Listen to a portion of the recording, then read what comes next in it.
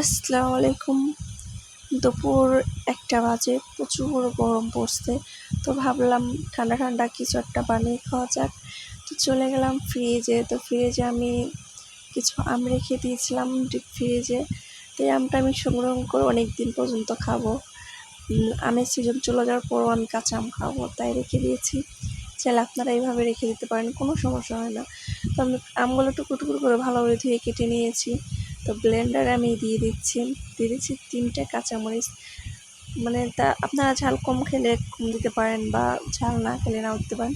তো আমার একটু টক ঝাল আর কি ভালো লাগছে। তো স্বাদ মতো লবণ, স্বাদ মতো চিনি আমি সব কিছু দিয়ে দিচ্ছি। তো আমি আবার ঢেকে ফেললাম, পানি দিতে ভুলে গেছিলাম, তারপর পানি দিয়ে নিচ্ছি। তো ভালোভাবে ব্লেন্ড করে নেব। তো যে গরম, এই দুপুরবেলায় শরবতটা খেতে কিন্তু ভালোই লাগবে।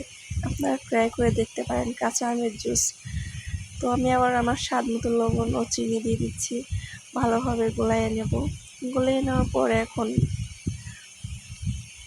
ভালোভাবে গলিয়ে নিচ্ছি। তো জুসটা কিন্তু খুবই ভালো লেগেছে। আপনারা ইচ্ছে করলে খেতে পারেন।